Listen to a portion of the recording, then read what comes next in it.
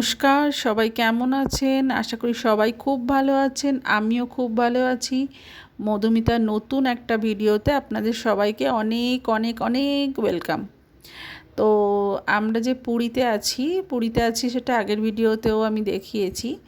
তো আজকে ভাবলাম আপনাদের সঙ্গে হোটেলটা একটু শেয়ার করি, মানে হোটেলটা দেখাই আর কি। তো এই হোটেলটা দেখানোর জন্য আমি প্রথমে এই ফার্স্ট ফ্লোরে এলাম। এখানেই মানে আমরা ছিলাম আর কি প্রথম দিন। তারপরের দিন আমাদের রুমটা চেঞ্জ করা হয়। তো এখানে না দারুণ একটা জিনিস আমার ভালো লাগলো, সেটা হচ্ছে এই রাধা কৃষ্ণর মূর্তিটা। মানে এত সুন্দর লাগছে, জানি না আমার ভিডিওতে অতটা ক্লিয়ার আসেনি হয়তো, কিন্তু খুব সুন্দর লাগছে, মানে খুবই সুন্দর। তো এটা ছিল ফার্স্ট ফ্লোরে। তারপরে আমি নিয়ে গেলাম সেকেন্ড ফ্লোরে।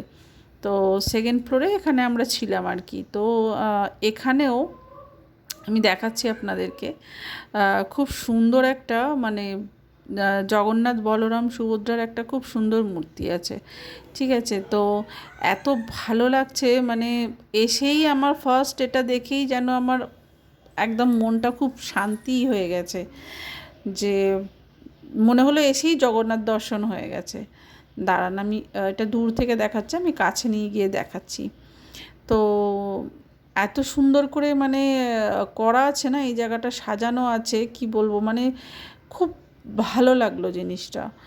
তো জগন্নাথ বলরাম সুভদ্রা যেন একদম জল করছে, এত সুন্দর যে ডেকোরেশনটা করা না, দুটো ফ্লোরেই খুব সুন্দর ডেকোরেশন করেছে। ছবিটা দাঁড়ান একটু ঘুরিয়ে দেখাই, মানে ক্যামেরাটা অ্যাকচুয়ালি ঘুরে গিয়েছিল। তো দেখতে পাচ্ছেন খুব খুব সুন্দর। তো আর এই দিকে পিছন দিকটাতেই একদম একটা ব্যালকনি আছে, মানে এই দরজাটা খুললে এখানে একটা ব্যালকনি আছে, খুব সুন্দর। আর এটা হচ্ছে হোটেলের রুমটাও খুব সুন্দর, মানে আমার তো বেশ ভালোই লেগেছে। আর এর পাশেই আমাদের আর একটা রুম নিয়েছিলাম, কারণ আমাদের দুটো রুম নিতে হয়েছিল। আর রুম ভালো, সবই ঠিক আছে, কিন্তু এনাদের ব্যবহারটা খুব একটা ভালো না, তা সেটা আমি এখানে আর বলতে চাই না। আমরা খুব বাজে রকমভাবেই ফেঁসে গিয়েছিলাম রুম নিয়ে এদের এখানে। তো যাই হোক, তো রুমটা আজকে হোটেলটা দেখানোর ইচ্ছা হলো, আমার ভালো লেগেছে বলে আপনাদেরকে দেখালাম। এরপর আমরা ডাইরেক্ট চলে গেলাম সমুদ্রে। আর একটু স্নান সমুদ্রে, মানে যতদিন ছিলাম ততদিনই আর কি এরা চান করে করে পুরো একদম, মানে আমরা সে সাউথ আফ্রিকান হয়ে বাড়ি ফিরেছি। আমি তো রোদ পুইয়েছি, রোদ পোয়াতে গিয়েছিলাম, রোদ পুয়ে নিয়েছি বালিতে বসে বসে, আর এরা চান করে করে। তো এই করে আমরা ওখানে পুরো একদম কালো হয়ে ফেরত এসেছি। তো ওরা যতক্ষণ চান করছে আমিও একটু এদিক ওদিক ঘুরছিলাম, কারণ আমি তো চান করতে নামিনি।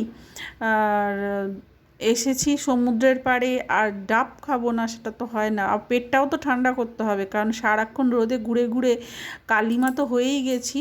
আর তার সাথে আমি শরীরটাকেও একদম পুরো হট করে ফেলেছিলাম, যার জন্য একটু ঘুরছিলামও যেমন তেমন ঠান্ডা একটু খাওয়া দাওয়া করছিলাম। তবে আরেকটা জিনিস আমার প্রফিট হয়েছে জানেন, সেটা হচ্ছে এইভাবে বালিতে কনস্ট্যান্ট, মানে ওরা তো 2.5-3 ঘন্টা স্নান করছে, আর আমিও 2.5-3 ঘন্টা ঘুরে বেড়াচ্ছি।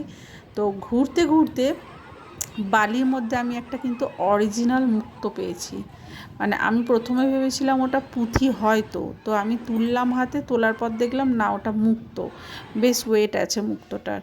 তো যাক, হলো। এরপরে আমরা বাড়ি ফেরার পালা। বাড়ি ফেরার সময় আমাদের খুব সমস্যার সম্মুখীন হতে হয়েছে, সেটা হয়েছে আমাদের টিকিট বারবার ক্যান্সেল হচ্ছিল, ট্রেনের টিকিট, যেহেতু আমরা গেছিও ওইভাবে তৎকাল টিকিট করে কনফার্ম যাই হোক হয়ে গিয়েছিল, কিন্তু আসার সময় বারবার ক্যান্সেল হচ্ছিল, যার জন্য বলছিল আরেকদিন থেকে যাও, বাট ওনার ছোটো ছেলের পরীক্ষা, যার জন্য আমরা তাড়াহুড়োর মাথায় বাসে করে ফিরলাম।